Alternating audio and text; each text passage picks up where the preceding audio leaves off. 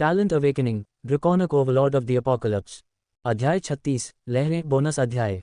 Blue seals guild के एक शाखा कार्यालय में, विशेष रूप से मेगासिटी आई में, माहौल बहुत ही रोमांचक था क्योंकि एक छोटा सा मुकाबला सत्र चल रहा था। शाखा मास्टर एरिक्स वैंडेगार्ड इस सब के केंद्र में थे। उनके लंबे लाल बाल एक ढीली पोनीटेल में बंधे थे जो उनकी हर हरकत के साथ हिल रहे थे। जब वह कुछ नए रंगरूटों के साथ मुकाबला कर रहे थे तो उनकी तीखी बैंगनी आंखें उत्साह से चमक रही थीं। एरिक्स अपने युद्ध के दीवाने रवैये के लिए जाने जाते थे, हमेशा अपनी सीमाओं का परीक्षण करने और दूसरों को उनकी सीमाओं तक धकेलने के लिए उत्सुक रहते थे, बिल्कुल बर्सिकर गिल्ड के गिल्ड मास्टर की तरह। उनकी अनूठी प्रतिभा काउंटर उन्हें आसानी से हमलों का अनुमान लगाने और उन्हें बेअसर करने की अनुमति देती थी। ये हमले की शक्ति को मूल रूप से लगभग 10 गुना अधिक शक्तिशाली बनाकर काम करता था।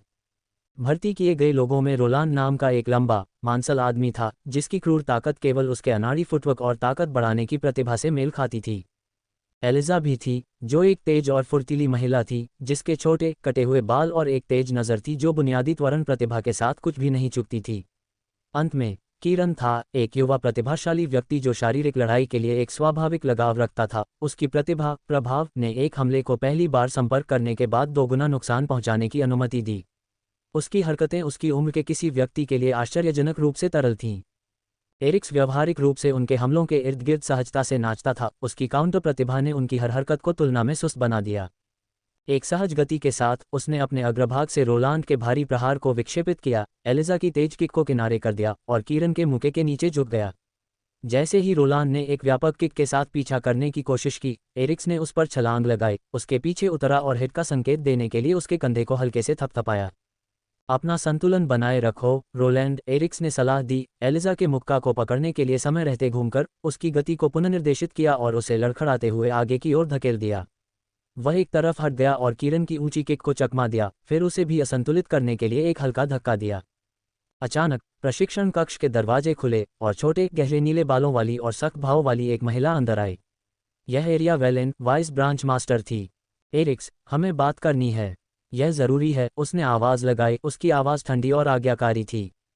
एरिक्स ने बीच में ही रुककर रोलांड के एक और वार को बाल बाल बचा लिया। उसने आह भरी और सीधा होकर हाथ हिलाकर मुकाबला खत्म होने का संकेत दिया। ठीक है रंगरूटों, अभी के लिए इतना ही काफ़ी है। मुझे उम्मीद है कि मैं जल्द ही फिर से तुम्हारे साथ मुकाबला करूंगा।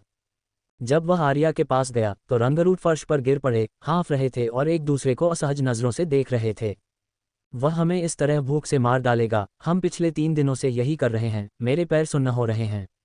रोलैंड ने अपने माथे से पसीना पोंछते हुए कहा। हाँ, क्या हमें यहाँ रुकना चाहिए?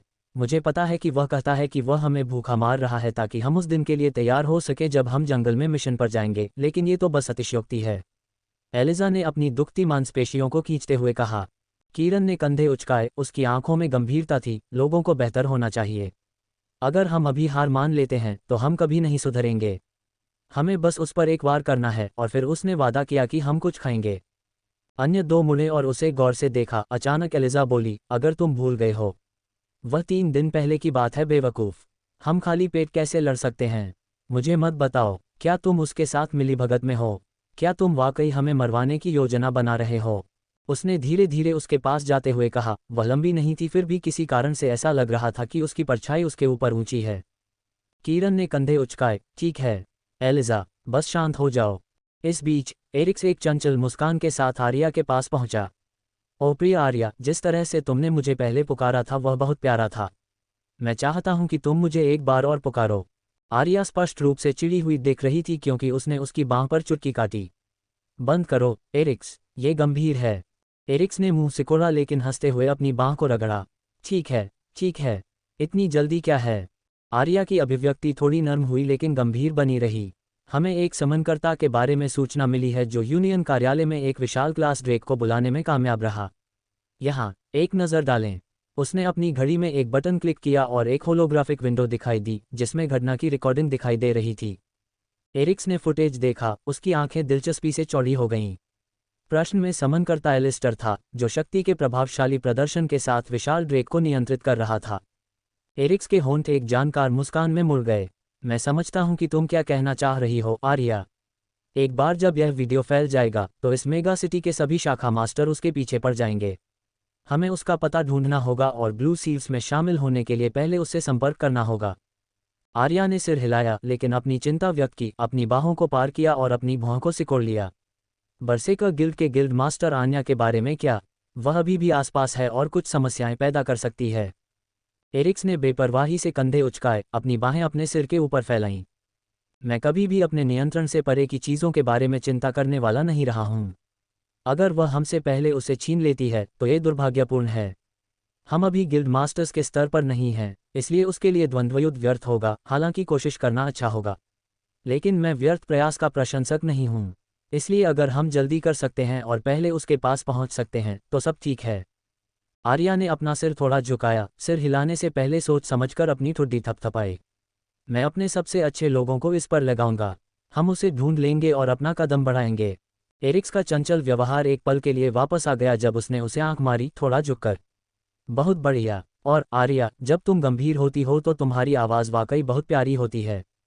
आर्या ने अपने दांत पीस लिए, उसका चेहरा थोड़ा लाल हो गया क्योंकि उसने उसे फिर से चुटकी काटी, इस बार जोर से, उसकी त्वचा को मोड़ते हुए। ध्यान दो एरिक्स, हमें काम करना है। ओह ओह ओह, मैं समझ गई। बस मरोड़ना बंद करो, मुझे भी दर्द हो रहा है, तुम्हें पता है। एरिक्स चिल्लाए, कराहते हुए और पीछे हटते हुए, दर्द वाले स्थान को रगड़ते हुए। अध्याय 37, लहरें भाग 2। इस बीच जैसे ही रेड फीनिक्स गिल्ड का विशाल विमान मेगासिटी आई के बाहरी अवरोध के पास पहुंचा, शहर के रक्षा कर्मियों ने इसकी प्रगति पर बारीकी से नजर रखी। नियंत्रण टॉवर के अंदर तकनीशियनों ने अपने सिस्टम की जांच की और फिर से जांच की, ये सुनिश्चित करते हुए कि गिल्ड के आगमन के लिए सब कुछ ठीक था।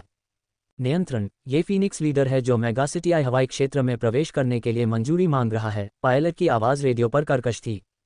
मेगासिटी कंट्रोल, फीनिक्स लीडर को मंजूरी दी गई।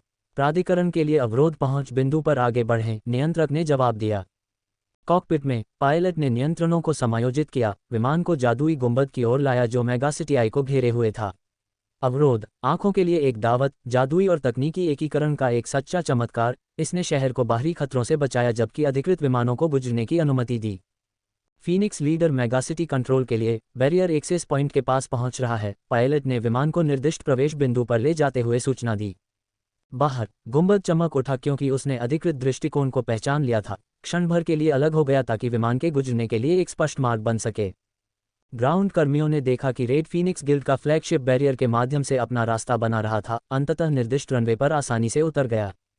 जैसे ही विमान उतरा, जहाज के विशाल दरवाजे खुल गए, जिससे रेड फीनिक्स गिल्ड के शाखा मास्टर ऑर्डेन और उनकी टीम टर्मैक पर बाहर निकल आए। ऑर्डेन अपने काले बालों, तीक्ष्ण हरी आंखों और तीखे जबड़े के साथ एक प्रभावशाली व्यक्ति थे। ऑर्डेन ने क्षेत्र के चारों ओर संक्षेप में देखा, ग्राउंड क्रू को सिर हिलाया जो सम्मान के साथ पास आए। वापस आकर अच्छा लगा, उन्होंने कहा। शहर की परिधि से कोई अपडेट? ग्राउंड क्रू के सदस्यों में से एक ने हाथ में एक टैबलेट लेकर आगे कदम बढ़ाया। सर, परिधि रिपोर्ट अभी के लिए स्पष्ट हैं। शत्रुतापूर्ण संस्थाओं की ओर से कोई हालिया गतिविधि नहीं है। बहुत बढ़िया, ऑर्डेन ने कहा। उसकी नज़र अपनी टीम पर गई क्योंकि उन्होंने अपने उन्नत एयर फिल्टर मास्क को हटाना शुरू कर दिया था, जिससे उनके चेहरे दिखाई दे रहे थे। एक वरिष्ठ गिल्ड सदस्य ऑर्डेन के पास आया और सिर हिलाकर उसके आगमन को स्वीकार किया। Branch master Orden, hover limo में आपके और आपकी टीम के लिए जलपान तैयार है। गिल्ड सदस्य ने पास में खड़ी एक सुंदर गाड़ी की ओर हाथ दिखाते हुए उसे सूचित किया। धन्यवाद, ऑर्डेन ने सिर हिलाकर उत्तर दिया। चलो वहां चर्चा करते हैं। हमें अगले क्लियरिंग ऑपरेशन के लिए तैयारियों पर चर्चा करनी है। उसने निर्देश दिया और अपनी टीम को होवर लिमो की ओर ले गया, जहां जलपान की प्रतीक्षा थी। शहर की सुरक्षा बनाए रखने और जंगल के खिलाफ इसकी सीमाओं का विस्तार करने के लिए योजना बनाने और रणनीति बनाने से पहले आराम करने का एक संक्षिप्त क्षण। जैसे ही रेड फीनिक्स गिल्ड के सदस्य विशाल काले रंग की होवर लिमो के पास पहुंचे, उसका विशाल आकार टर्मैक पर स्पष्ट रूप से दिखाई दिया। नियमित लिमोजीन की तुलना में यह इतनी बड़ी थी कि कोई भी व्यक्ति अपनी पूरी ऊंचाई पर अंदर खड़ा हो सकता था। इसकी डिज़ाइन और क्षमता के कारण यह एक छोटी बस की तरह अधिक थी।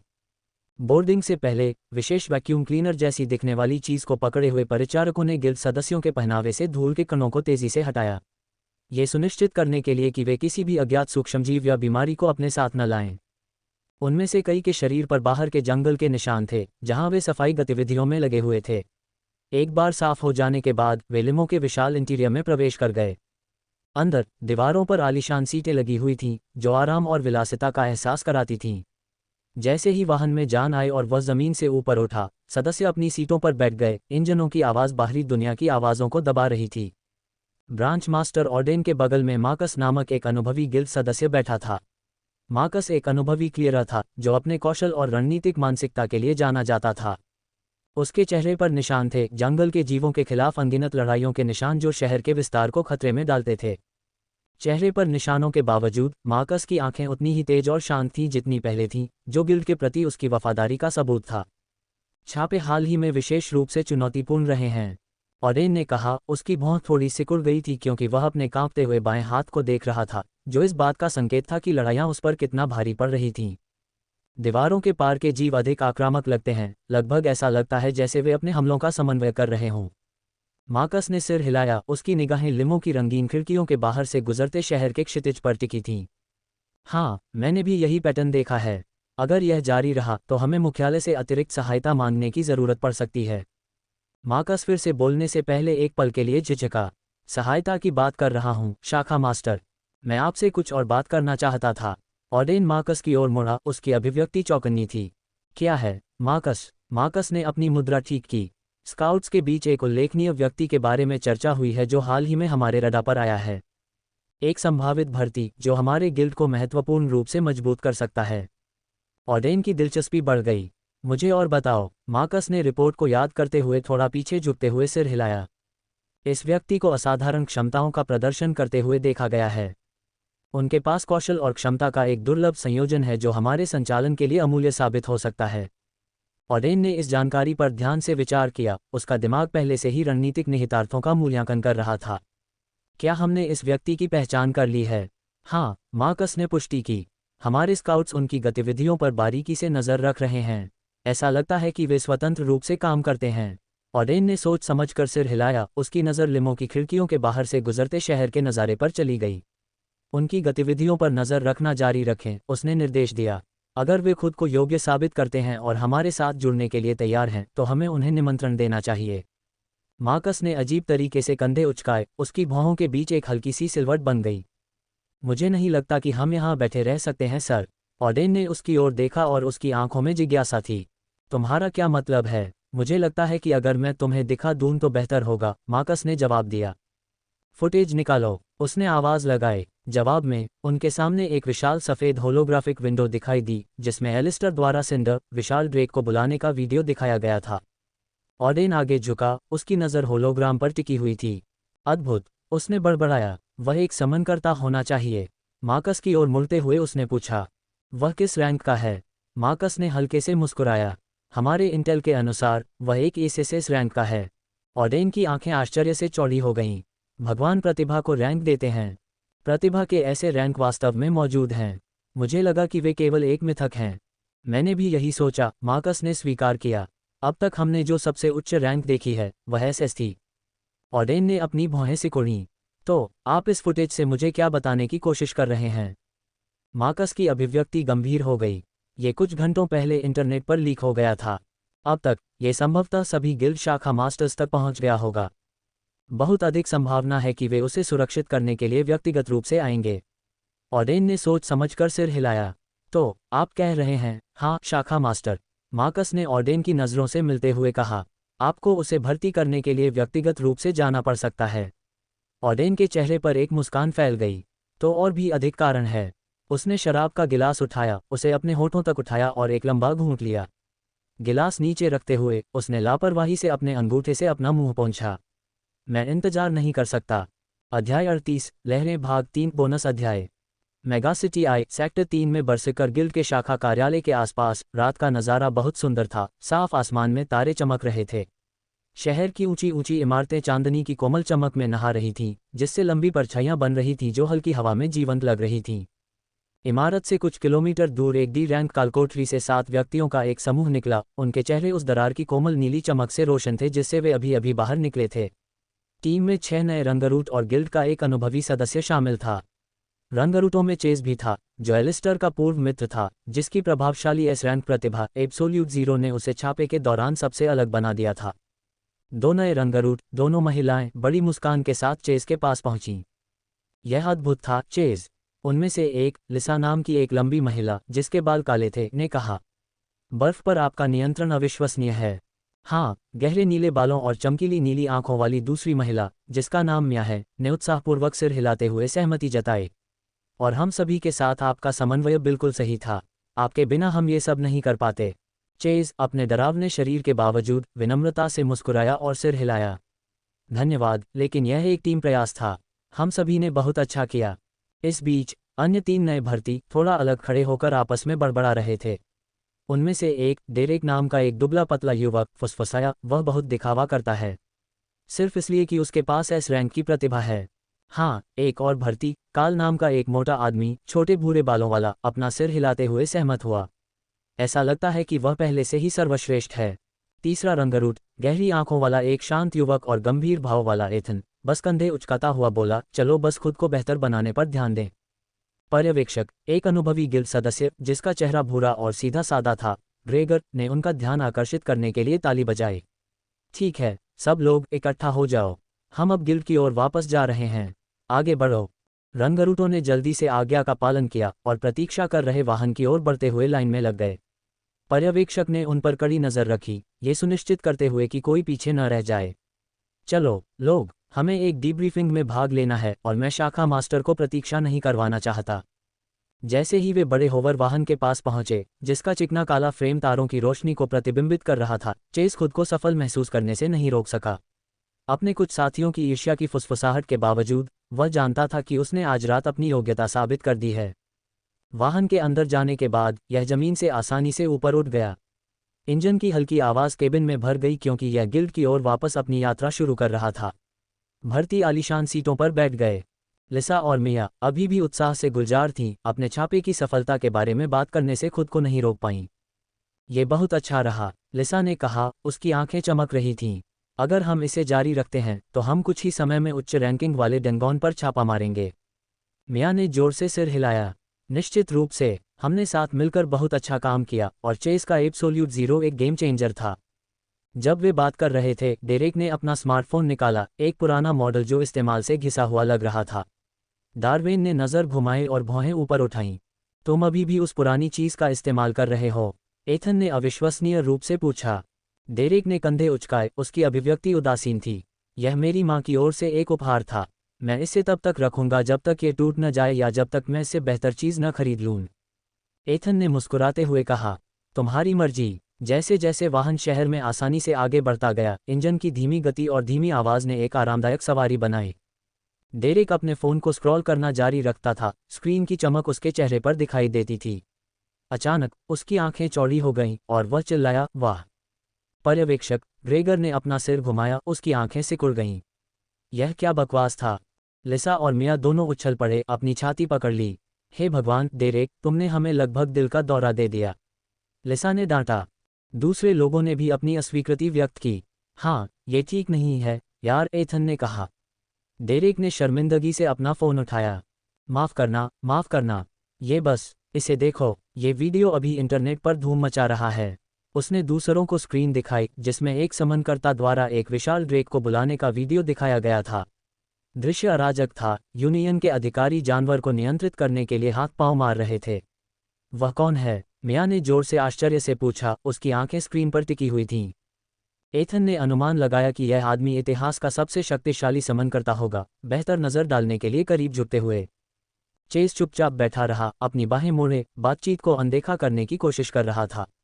लेकिन जब डेरेक वीडियो देखता रहा, एथन ने पूछा, उस समनकर्ता को किस रैंक का होना चाहिए? डेरेक ने वीडियो के शीर्षक पर नज़र डाली। इसके अनुसार वह एक एसएसएस रैंक समनकर्ता है। रैंक के उल्लेख पर चेस का सिर अचानक ऊपर उठा। जैसे ही वह आगे झुका, उसकी आंखें सिकुड़ गईं, उसकी जिज्ञासा बढ़ गई। मुझे वह दे दो, उसने डेरेक के हाथ से फ़ोन छीनते हुए मांग की। अरे, इसे मत तोड़ो, डेरेक चिल्लाया। चेज ने स्क्रीन को घूरा, उसकी आंखें सदमे में चौड़ी हो गईं क्योंकि उसने समनकर्ता को पहचान लिया। उसकी पकड़ ढीली हो गई और फ़ोन उसकी पकड़ से फिसल गया, फर्श पर गिर गया, इसकी स्क्रीन थोड़ी सी टूट गई। अरे, चेज, तुमने इसे तोड़ दिया, डेरेक चिल्लाया, अपना फ़ोन उठाने के लिए हाथ पैर मारते हुए। लेकिन चेज जवाब देने में असमर्थ था। उसका दिमाग तेजी से चल रहा था, उसके दिमाग में वीडियो फिर से चल रहा था। उसने अभी अभी किसको देखा था, यह एहसास उसे पल भर के लिए अवाक कर गया। बाकी रंगरूटों ने उसकी ओर देखा, उसकी प्रतिक्रिया से हैरान। लिसा और मिया ने चेस की ओर मुड़ने से पहले एक दूसरे को देखा, उनकी जिज्ञासा उसकी प्रतिक्रिया से बढ़ गई। क्या हो रहा है, चेज? मिया ने धीरे से पूछा। चेज ने बड़बड़ाया, उसकी आंखें अभी भी सदमे से चौड़ी थीं। लेकिन यह नहीं हो सकता। क्या नहीं हो सकता? एथन आगे झुका, उसकी भौहें सिकुड़ गईं। चेज वास्तविकता में वापस आया, अपना सिर हिलाते हुए। मैं ये कुछ भी नहीं है। डेरेक, जिसका फोन गिरा था, उसे घूरकर देखा। मुझे परवाह नहीं है कि तुम्हारे दिमाग में क्या चल रहा है, चेज। तुम्हें मेरे फोन को हुए नुकसान की भरपाई करनी होगी। लिसा ने आंखें घुमाईं। डेरेक, तुम नाटक कर रहे हो। बस कुछ दरारें हैं। बड़ी बात है। नुकसान तो नुकसान ही है, डेरेक ने अपनी बाहें क्रॉस करके जवाब दिया। उसे मुझे मुआवजा देना चाहिए। चेज ने अचानक अपने दांत पीस लिए, उसकी मुट्ठियां भींच गईं। इससे कोई फर्क नहीं पड़ता। अगर हालात ऐसे भी हुए तो भी मैं अपने फैसले पर अड़ा रहूंगा। असल में जब हम फिर मिलेंगे तो मैं उसे दिखाऊंगा कि मैं बेहतर हूं। बाकी लोगों ने उसे देखा, वे स्पष्ट रूप से भ्रमित थे। वे अभी भी नहीं समझ पाए थे कि चेज किस बारे में बात कर रहा था। चिंतित मियाँ उसके करीब झुकी। चेज, क्या तुम वीडियो में दिख रहे लड़के को जानते हो? चेज ने गहरी सांस ली, उसकी नज़र गंभीरता से सख्त हो गई। हाँ, पुराने समय में वह मेरा प्रतिद्वंद्वी है, एलिस्टर। उद्धरण चिन्ह डॉट डॉट डॉट। बर्सिकर गिल्ड के शाखा कार्यालय में, जो एक विशाल गगनचुंबी इमारत में स्थित है, माहौल शांत नहीं था।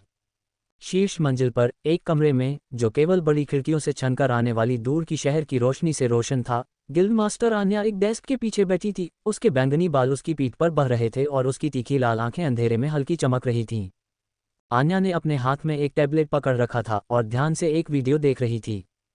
फुटेज में एलिस्टर को एक विशाल ड्रेक को सहजता से नियंत्रित करते हुए दिखाया गया था। वीडियो खत्म होते ही उसके होठों पर मुस्कान फैल गई। मुझे पता था कि वह मुझे आश्चर्यचकित करेगा, उसने कहा। उसके बगल में शाखा मास्टर खड़ा था, जो छोटे, नुकीले बालों और सख्त चेहरे वाला एक लंबा आदमी था, और उप शाखा मास्टर, एक महिला जिसका बाल चिकना बॉब कट और तीखी आंखें थीं। दोनों ने आन्या को करीब से देखा, उसके ध्यान की तीव्रता को महसूस किया। शाखा मास्टर ने चुप्पी तोड़ी। गिल्ड मास्टर, आप क्या करने की योजना बना रहे हैं? आन्या ने धीरे से टैबलेट को नीचे किया, उसकी नज़र स्क्रीन से तब तक नहीं हटी जब तक कि वह नज़र से ओझल नहीं हो गई। जैसे ही वह अपनी कुर्सी पर पीछे झुकी, उसकी आंखें थोड़ी चमक उठी, उसके चेहरे पर एक आत्मविश्वास भरी मुस्कान फैल गई। ये स्पष्ट है, यह एक और प्रतिभा छीनने का समय है। अध्याय 39, उत्तरजीविता या युद्ध प्रशिक्षण। यह हवा, क्या ये जंगल नहीं है? सिस्टम मुझे यहाँ क्यों भेजेगा? मैं शहर से कितनी दूर हूँ? छाया में मौजूद आकृति धीरे धीरे बाहर निकली, जिससे सफ़ेद फर वाले एक विशाल भेड़िए का शरीर दिखाई दिया। नीली प्रतिभा प्रणाली की खिड़की अचानक एलिस्टर के सामने प्रकट हुई, जिसमें प्राणी की जानकारी का विवरण दिया गया। राक्षस, silver wolf, rank D, class मध्यम, आंकड़े HP 1500, MP 500, ATK 200, def 100, MATK 150, MDEF 80, SPD 250। कौशल, काटना, एक शक्तिशाली काटने वाला हमला जो गंभीर रक्तस्राव का कारण बन सकता है। चीखना, लड़ाई में सहायता के लिए आसपास के पैक सदस्यों को बुलाता है। त्वरण, युद्ध के दौरान गति और बचाव को बढ़ाता है।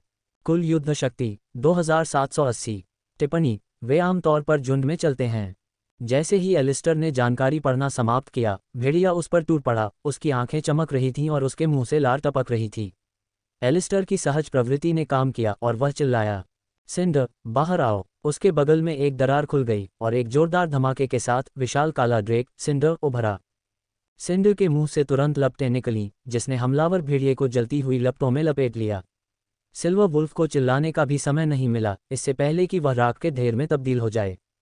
एलिस्टर ने अपने माथे से पसीना पोंछा, उसका दिल अभी भी एड्रेनालाइन रश से धड़क रहा था। उसने चारों ओर नज़र घुमाई और ये देखने की कोशिश की कि उसके लिए और क्या आश्चर्य हो सकता है। गर्मी की तीव्रता इतनी अधिक थी कि यह उन संरचनाओं को पिघलाने लगी जहां लपटें गिर रही थीं। इस भीषण गर्मी के कारण एलिस्टर ने अपना हाथ ऊपर उठाकर अपना चेहरा ढक लिया और इसकी चमक ने उसकी आंखों को भी प्रभावित किया। अंत में सिंडर रुक गया। प्रभावशाली, सिंडर, एलिस्टर ने ड्रेक की पपड़ीदार खाल को थपथपाते हुए कहा। चलो सतर्क रहें, यदि ये भेड़िए झुंड में चलते हैं तो उनमें से और भी हो सकते हैं। खिलाड़ी को सूचना, ये खिलाड़ी का प्रशिक्षण सत्र था, अपने दुश्मनों को हराने के लिए अपने समन पर निर्भर रहना खोज के पूरे उद्देश्य को विफल कर देगा। सूचना, सिस्टम ने खोज विवरण में एक दोष पाया है, पुनः समायोजन कर रहा है। खोज फिर से जारी की गई। अपने कमजोर शरीर को प्रशिक्षित करें। प्रतिदिन खिलाड़ी से अपेक्षा की जाती है कि वह जीवित रहे और समय समाप्त होने तक सभी राक्षसों से लड़े। 1 घंटा। खोज पूर्ण करने की शर्त, खिलाड़ी को इस समय सीमा में कम से कम 50 राक्षसों को व्यक्तिगत रूप से मारना होगा, अन्यथा समय रीसेट हो जाएगा। एलिस्टर ने सिस्टम विंडो पर नज़र डाली, क्योंकि आवाज़ उसके सिर में गूंज रही थी। लगता है कि सिस्टम की बात सही है। पूरी तरह से सिंडर पर निर्भर रहने से मैं व्यक्तिगत रूप से मजबूत नहीं हो पाऊंगा, लेकिन इसका मतलब यह नहीं है कि वह मेरा साथ नहीं दे सकती। अब जब मैं इसके बारे में सोचता हूं, तो इस तरह का माहौल पंजे वाले गॉन्टलेट्स के साथ युद्ध में प्रशिक्षण के लिए भी सबसे अच्छा होगा। इन्वेंट्री सामने आए और एल्सिटर ने अपने हाथ उसमें डाले और गॉन्टलेट्स को बाहर निकाला। वे बिल्कुल काले थे, पंजे वाले, जैसा कि सिस्टम ने कहा था। वे थोड़े बड़े थे, लेकिन जैसे ही उसने उन्हें पहना, उनके किनारे और चारों ओर की रेखाएं क्षण भर के लिए पीली हो गईं और वे एलिस्टर के हाथ के आकार में सिकुड़ गईं। सिंडर ने अपना विशाल सिर झुकाया और पंजे वाले गॉन्टलेट्स को जिज्ञासा से देखा। ये क्या हैं, मेरे स्वामी? एलिस्टर ने हथियार को महसूस करने के लिए अपनी उंगलियां मोड़ीं। ये मेरे पसंदीदा हथियार हैं। सिंडर ने असली ड्रैगन के पंजों से समानता देखी और उसने सिर हिलाया। मैं अपने स्वामी से इससे कम की उम्मीद नहीं करूंगी। यहाँ आपकी क्या योजनाएं हैं? ठीक है, एलिस्टर ने अपना रुख समायोजित करते हुए उत्तर दिया, मुझे लगता है कि प्रशिक्षण। सावधान रहें, हमारे पास आगंतुक हैं। जैसे ही उसने बात की और अधिक सिल्वर वुल्फ छाया से निकलकर इमारतों के अवशेषों के ऊपर से निकले, एलिस्टर और सिंडर को घेर लिया। उनकी आंखें चमक उठीं और धीमी गड़गड़ाहट हवा में भर गई। सिंडर तनाव में आ गई, आग की लपटों की एक और धार छोड़ने के लिए तैयार, लेकिन एलिस्टर ने उसे रोकने के लिए एक हाथ ऊपर उठाया। बाईं ओर वालों को ले लो, मैं दाईं ओर वालों को संभाल लूंगा। समझ गया, मेरे स्वामी। अचानक तेजी से एलिस्टर ने दाईं ओर के भेड़ियों पर हमला किया, उसके दस्ताने चांदनी में चमक रहे थे। उसने पहले भेड़िए पर वार किया, उसके पंजे उसके फर और मांस को चीर रहे थे। बाईं ओर सिंडर की लपटें आगे की ओर बढ़ीं और भेड़ियों को भस्म कर दिया जो डर के मारे जम गए थे। उसकी आंखें एलिस्टर से कभी नहीं हटी, क्योंकि वह लड़ रहा था। सिल्वर वुल्फ ने एलिस्टर के चारों ओर चक्कर लगाना शुरू कर दिया, क्योंकि उन्होंने देखा कि उसका हथियार घातक लग रहा था। ये जानवर तेज थे, उनकी हरकतें मंद रोशनी में लगभग धुंधली थीं। ये भूतों के साथ पहले जैसा नहीं है, वे बहुत अधिक समन्वित लगते हैं। अगला भेड़िया अचानक तेजी से उस पर झपटा। एलिस्टर ने एक तरफ कदम बढ़ाया, लेकिन इतनी तेजी से नहीं। भेड़िए के पंजे उसके हाथ पर लगे, जिससे गहरे घाव हो गए। वह दर्द से कराह उठा, पीछे की ओर लड़खड़ाते हुए। नोटिस, रक्त उपचार सक्रिय है। नोटिस, रक्त हेरफेर सक्रिय है। रक्त क्या? एलिस्टर ने सदमे में देखा, क्योंकि उसके घाव से बहने वाला रक्त उसके प्रवाह को उलटकर उसके शरीर में वापस रिसने लगा। उसकी बांह पर घाव भरने लगे, त्वचा के फिर से जुड़ने से भाप उठने लगी। अविश्वसनीय, एलिस्टर ने अपने नए नए ठीक हुए हाथ को मोड़ते हुए सोचा। ये वे कौशल होंगे जिनके बारे में सिस्टम ने कहा कि मुझे भूत के हमले के बाद मिला है। अगर मैं अनुमान लगाऊं, तो रक्त हेरफेर मेरे शरीर में रक्त वापस लाने के लिए जिम्मेदार होना चाहिए, और रक्त उपचार, खैर उपचार। हालांकि मैं उन पर बहुत अधिक भरोसा नहीं कर सकता। आखिरकार मेरी सहनशक्ति अनंत नहीं है। उसने फिर से भेड़ियों पर ध्यान केंद्रित किया, अपनी निगाहें सख्त कर लीं। एक और भेड़िया उस पर टूट पड़ा। एलिस्टर ने अपना वजन बदला, हमले का सामना करने के लिए तैयार। इस बार वह जानवर के झपटे के नीचे झुक गया, लेकिन उसके पंजे अभी भी उसके पैर को पकड़ने में कामयाब रहे। उसकी पैंट को फाड़ दिया और उसके मांस को चीर दिया। नोटिस, रक्त उपचार सक्रिय है। नोटिस, रक्त हेरफेर सक्रिय है। उसके पैर पर घाव से भाप उठ रही थी, क्योंकि यह धीरे धीरे ठीक हो रहा था। एलिस्टर ने अपने दांत पीसते हुए दर्द को सहने की कोशिश की। उसने अपना गॉन्टलेट एक चौड़े चाप में घुमाया, भेड़िए को उसके बगल से काट दिया और उसे गिरा दिया। मुझे उनकी चालों का बेहतर अनुमान लगाने की ज़रूरत है। वे पैटर्न में हमला करते हैं। वे 4 पैर वाले प्राणी हैं, इसलिए हमला करने के लिए छलांग लगाने के लिए जिस तरह से वे आगे बढ़ेंगे, वह इंसानों या भूतों से बहुत अलग होगा। 2 भेड़िए अलग अलग कोनों से उस पर आए। एलिस्टर ने अपनी नज़रें सिकोड़ लीं और एक से बचने के लिए अपना शरीर घुमाया, लेकिन दूसरा उसके कंधे पर काटने में कामयाब रहा। उसके दांत उसकी त्वचा को रगड़ रहे थे। नोटिस, रक्त उपचार सक्रिय। नोटिस, रक्त हेरफेर सक्रिय।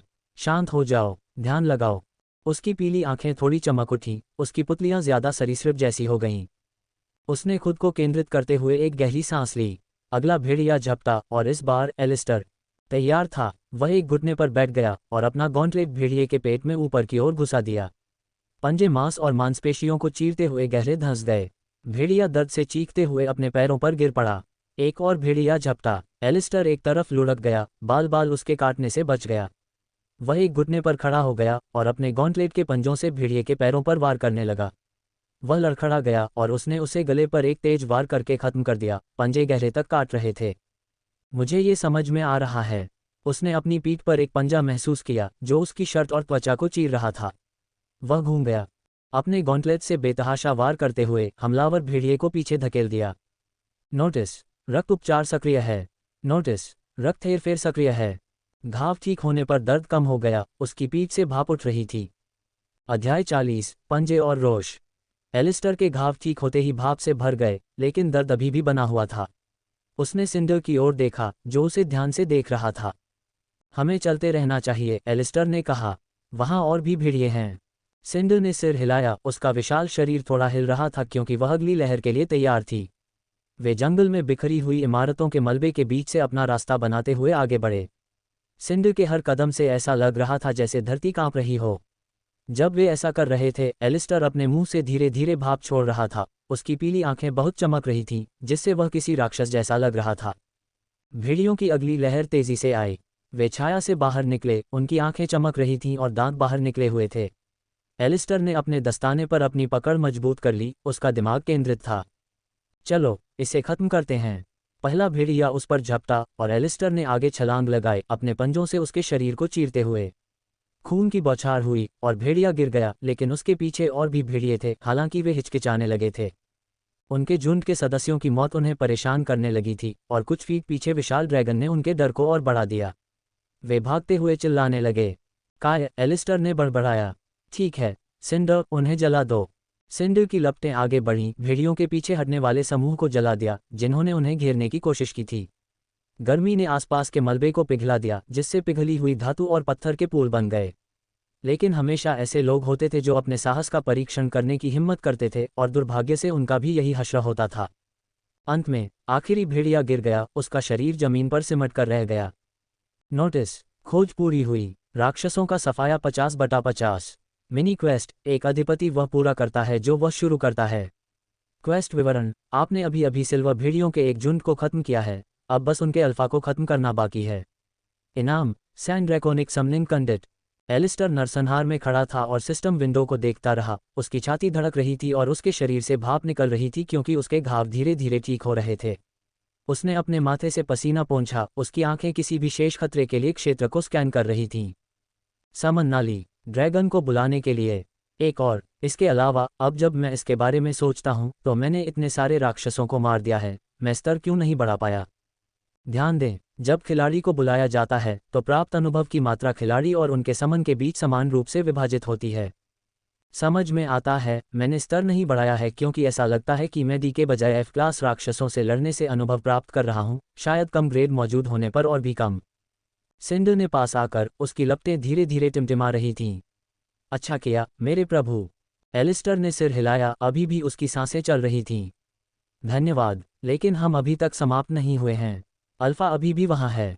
वे खंडहरों और मलबे के बीच से अपना रास्ता बनाते हुए आगे बढ़ते रहे। हवा ठंडी होती गई, एलिस्टर का दिमाग केंद्रित था, जो भी आगे आए उसके लिए तैयार। वे आखिरकार एक बड़े समाशोधन में पहुंच गए, जहां बचे हुए भेड़िए इकट्ठे हुए। बीच में सिल्वर वुल्फ अल्फा खड़ा था, उसका फर गहरा, लगभग धातु जैसा सिल्वर था।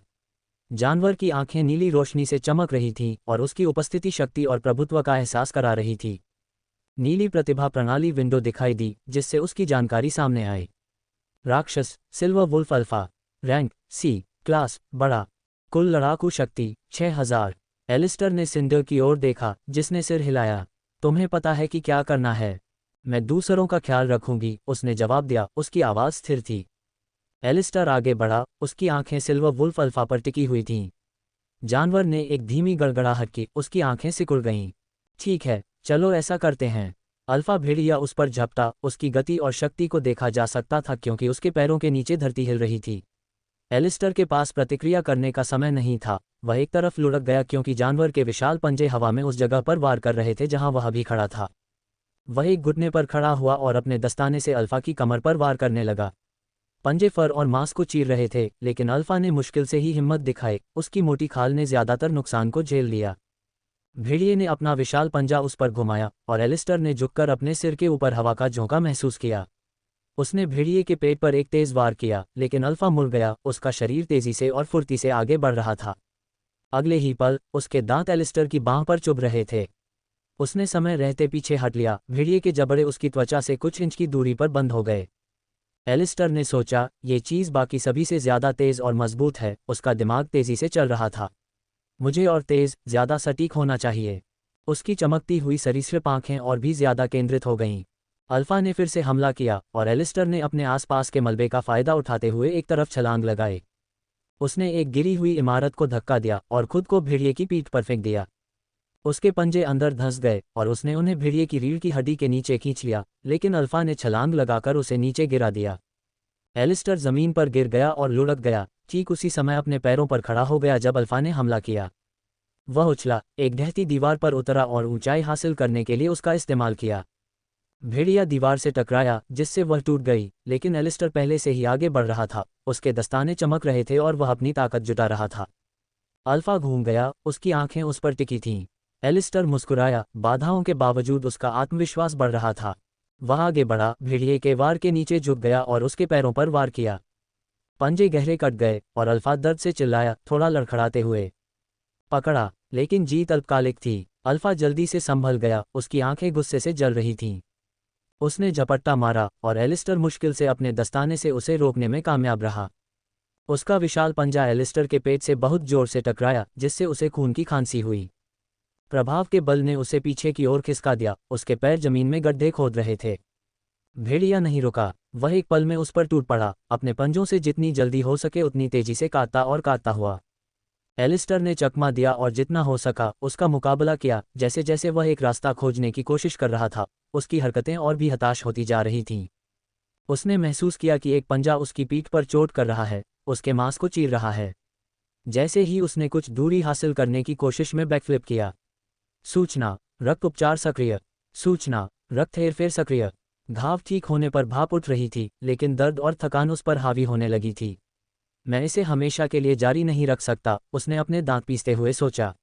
मुझे इसे खत्म करना है।